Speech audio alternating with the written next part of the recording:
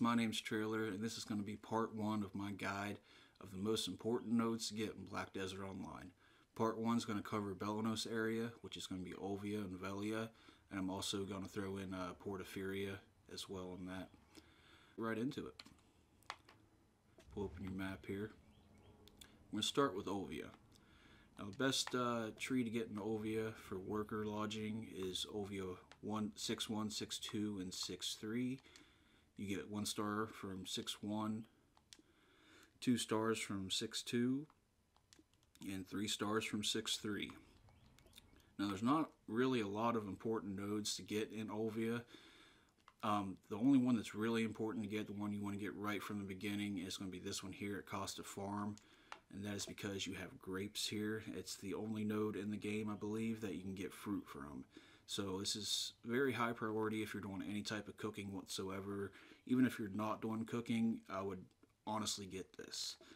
Down here at Wolf Hills, you can get ash timber, but I wouldn't recommend wasting a worker on this because you can't get any byproducts from this ash timber down here.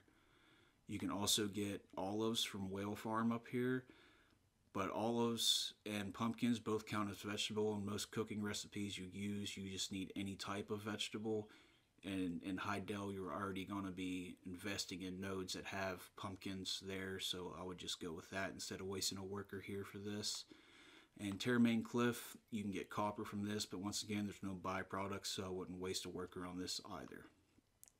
Most of your workers in olvia are going to end up working basically coming over here and working out of velia, but I'll get into that in a moment. So we're going to go to velia. In velia, your best lodging tree is this one right here. Your velia room 1, 2, and 3. You have room 1, which gives you 1 star, room 2, which gives you 2 stars, room 3, which gives you 2 stars. Now you're going to need as much lodging in velia as possible, so you're also going to come down here to Toscani Farms, and you're going to pick up this, which I believe gives you 2 stars as well. Even with that, if you can afford it, I would buy the pearl item slot for workers, because you are going to need, you're not going to need everything in velia, but most everything in velia you're going to eventually want to get, and velia does not have enough lodging for all that. But let's start off with the most important nodes here. If you're doing any type of cooking, these 3 nodes are very important to get right off the beginning. And that's this one here, which gives you chicken meat and potato. This is, I can't see because the worker thing's on it, Finto Farm. Now the chicken meat is important, not so much for the chicken meat, but the byproduct the chicken meat gives you is eggs, which is very important in cooking. You're going to use a lot of eggs and they're expensive. So you don't want to be buying this off the central market.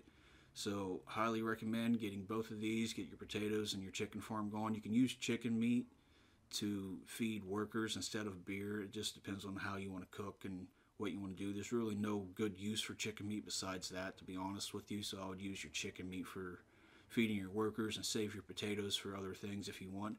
But you want to invest in this one right here, Finto Farm. You want to come down here and you want to invest in Bartelli Farm. It's the exact same thing. Get chicken meat and potatoes here. After that, it's optional. I chose to go to Logia Farm here because I don't think you can ever have enough potatoes, to be honest with you. I do a lot of cooking. Cooking is a great way to get CP. So I have this for the extra potatoes. You don't have to go into this, but that's up to you. I also have this because I come down here to get extra copper from here, but I'll get into that in a moment.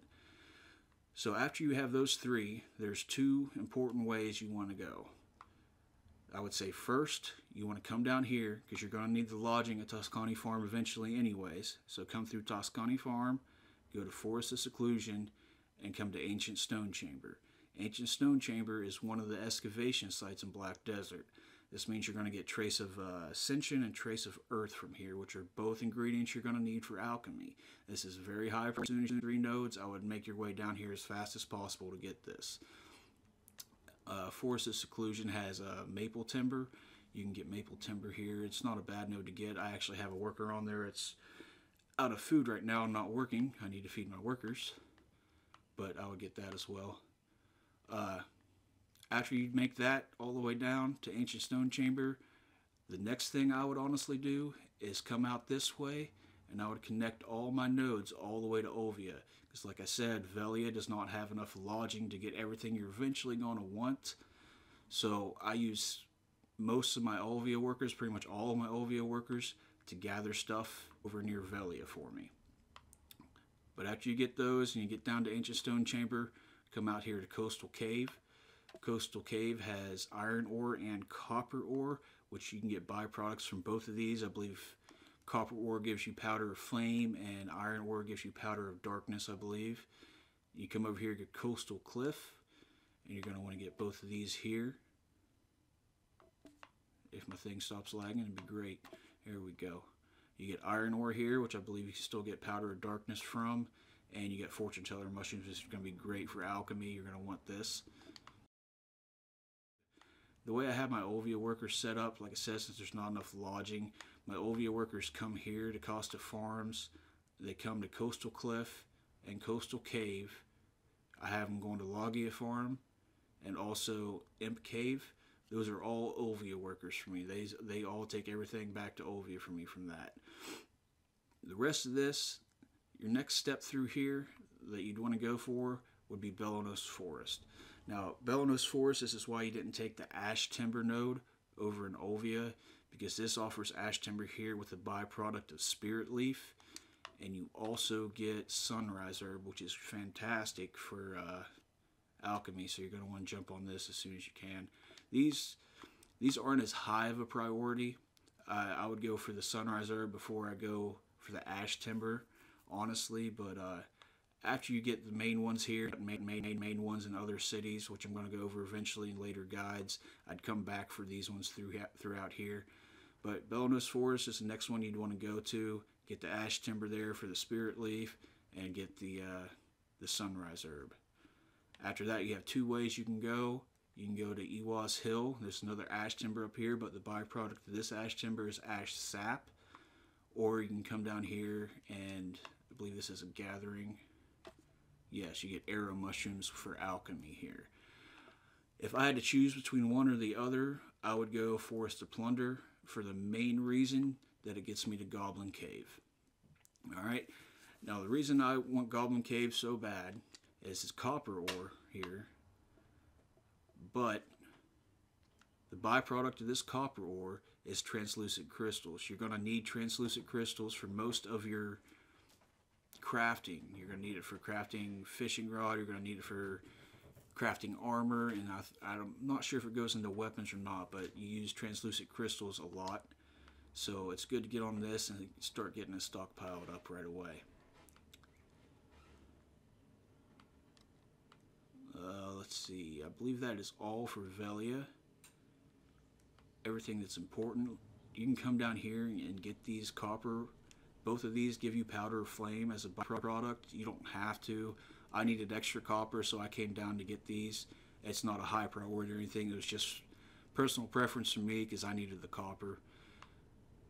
But that pretty much takes care of velia. Like I said, there's a lot in velia that's important to get, and you really don't have the worker slots for it. So if you can get the pearl items to increase your worker slots, I would highly recommend it. Next we got Port Epheria. Now in Port Epheria, there's really only two nodes you need. These are important nodes to get just so you don't have to buy good feed anymore. You get dried fish from these nodes. You can pretty much, with these two nodes, you'll be stockpiled enough on fish to last you good feed for your pets. I have 4 tier 3 pets that I run, and I have more dried fish than I know what to do with just from these two nodes. If you look in my warehouse here, I have all of this fish. I can't even use, I still have, I think 500 fish in velia that I haven't cooked up into good feed, and I have 600 good feed sitting on one of my characters to feed my pets right now. So I mean, this is all stuff I can't even use right now. But these two nodes will get you set up pretty good and get you going for your good feed if you're making feed for your pets. This node here also has dried octopus. I believe it's fish drying yard 2. And dried octopus counts as a seafood, which you're going to need for certain cooking aspects. You actually need seafood. A certain fish don't count as seafood. These two nodes, though, are very important. I'd get these right off the get-go if you can. That's all I have for today, guys. Thanks for tuning in. If you found the video helpful, please leave a like and subscribe, and let me know I'm doing something good. Part 2 should be coming out in the next day or two. I'll cover Serendia and possibly Calpheon. Until then, take it easy, and I'll catch you next time, guys.